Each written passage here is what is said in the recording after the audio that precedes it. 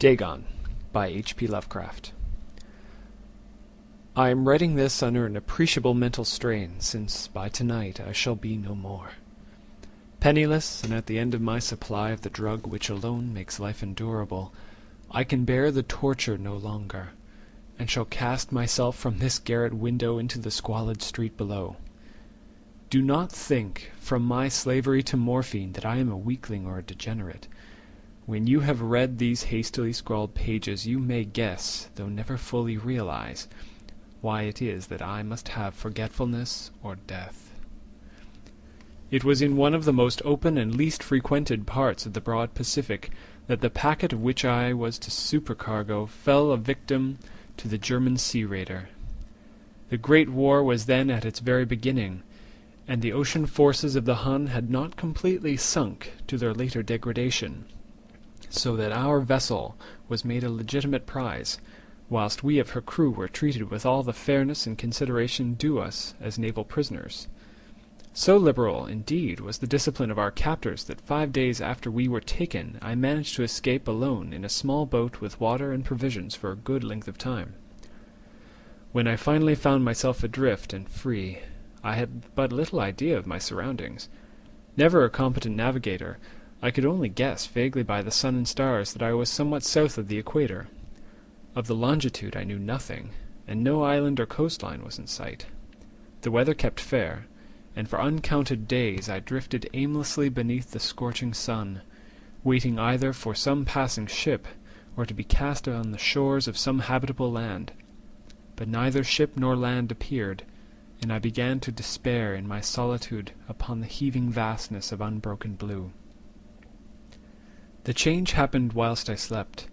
Its details I shall never know, for my slumber, though troubled and dream-infested, was continuous. When at last I awakened, it was to discover myself half sucked into a slimy expanse of hellish black mire, which extended about me in monotonous undulations as far as I could see, and in which my boat lay grounded some distance away.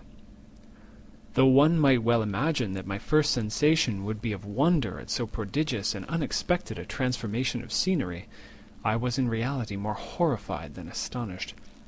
For there was in the air and in the rotting soil a sinister quality which chilled me to the very core.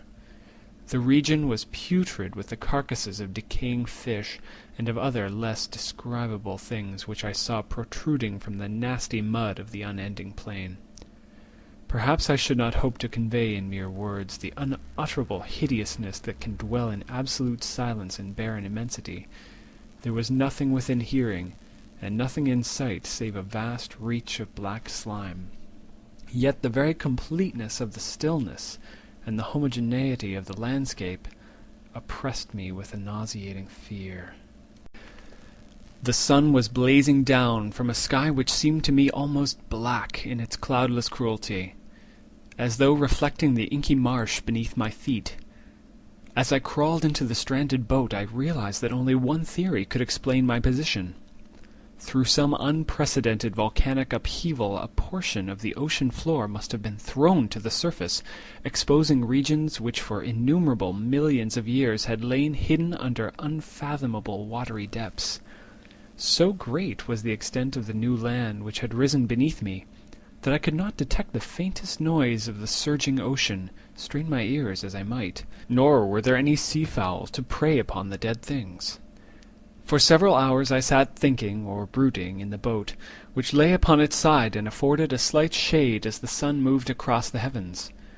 As the day progressed, the ground lost some of its stickiness, and seemed likely to dry sufficiently for travelling purposes in a short time.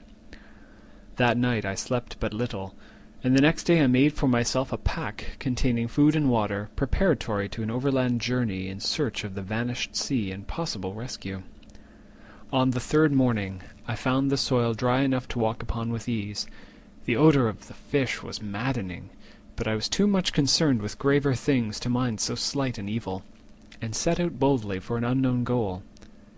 All day I forged steadily westward, guided by a far-away hummock which rose higher than any other elevation on the rolling desert.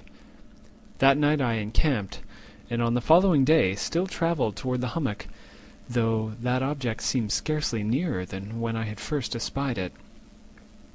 By the fourth evening I attained the base of the mound, which turned out to be much higher than it had appeared from a distance, an intervening valley setting it out in sharper relief from the general surface. Too weary to ascend, I slept in the shadow of the hill. I know not why my dreams were so wild that night, but ere the waning and fantastically gibbous moon that had risen far above the eastern plain, I was awake in a cold perspiration, determined to sleep no more. Such visions as I had experienced were too much for me to endure again, and in the glow of the moon I saw how unwise I had been to travel by day. Without the glare of the parching sun, my journey would have cost me less energy. Indeed, I now felt quite able to perform the ascent which had deterred me at sunset. Picking up my pack, I started for the crest of the eminence. I have said that the unbroken monotony of the rolling plain was a source of vague horror to me, but I think my horror was greater when I gained the summit of the mound and looked down the other side into an immeasurable pit or canyon, whose black recesses the moon had not yet soared high enough to illuminate. I felt myself on the edge of the world, peering over the rim into a fathomless chaos of eternal night. Through my terror ran curious reminiscence of Paradise Lost and Satan's hideous climb through the unfashioned realms of darkness. As the moon climbed higher in the sky, I began to see that the slopes of the valley were not so perpendicular as I had imagined. Ledges and outcroppings of rock afforded fairly easy footholds for a descent, whilst after a drop of a few hundred feet the declivity became very gradual. Urged on by an impulse which I cannot definitely analyze, I scrambled with some difficulty down the rocks and stood on a gentler slope beneath, gazing into the Stygian deeps where no light had yet penetrated. All at once my attention was captured by a vast and singular object on the opposite slope, which rose steeply about 100 yards ahead of me, an object which gleamed whitely in the newly bestowed rays of the ascending moon. That it was merely a gigantic piece of stone I soon assured myself, but I was conscious of a distant impression that its contour and position were not altogether the work of nature. A closer scrutiny filled me with sensations I cannot express, for despite its enormous magnitude, and its position in an abyss which had yawned at the bottom of the seas since the world was young, I perceived beyond a doubt that the strange object was a well-shaped monolith, whose massive bulk had known the workmanship and perhaps the worship of living and thinking creatures. Dazed and frightened, yet not without a certain thrill of the scientist's or archaeologist's delight, I examined my surroundings more closely. The moon, now near the zenith, shone weirdly and vividly above the towering steeps that hemmed in the chasm, and revealed the fact that a far-flung body of water flowed at the bottom, winding out of sight in both directions and almost lapping my feet as I stood on the slope.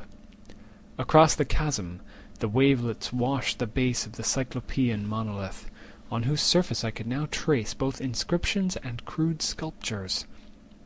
The writing was in a system of hieroglyphics unknown to me, and unlike anything I had ever seen in books, consisting for the most part of conventionalized aquatic symbols such as fishes, eels, octopi, crustaceans, mollusks, whales, and the like.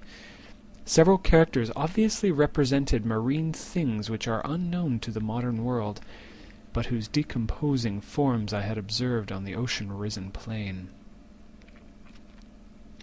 It was the pictorial carving, however, that did most to hold me spellbound.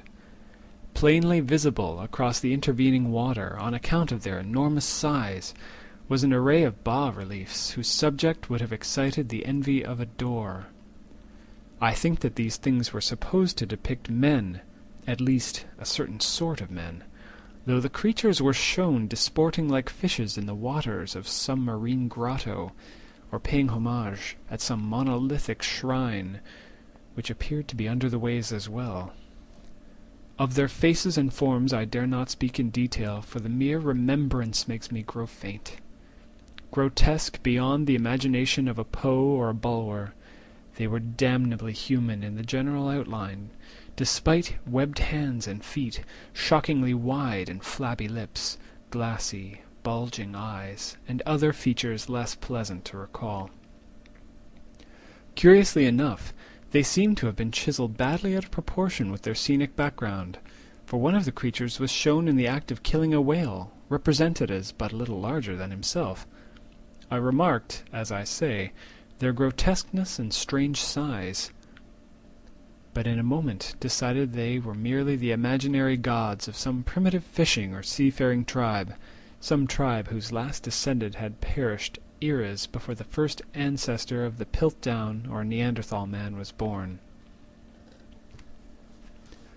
Awestruck at this unexpected glimpse into a past beyond the conception of the most daring anthropologist, I stood musing whilst the moon cast queer reflections on the silent channel before me. Then suddenly I saw it. With only a slight churning to mark its rise to the surface, the thing slid into view above the dark waters. Vast, Polyphemus-like, and loathsome, it darted like a stupendous monster of nightmares to the monolith, about which it flung its gigantic scaly arms, the while it bowed its hideous head and gave vent to certain measured sounds. I think I went mad then. Of my frantic ascent of the slope and cliff, and of my delirious journey back to the stranded boat, I remember little. I believe I sang a great deal, and laughed oddly when I was unable to sing.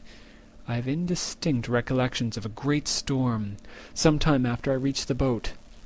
At any rate, I knew that I heard peals of thunder and other tones which nature utters only in her wildest moods.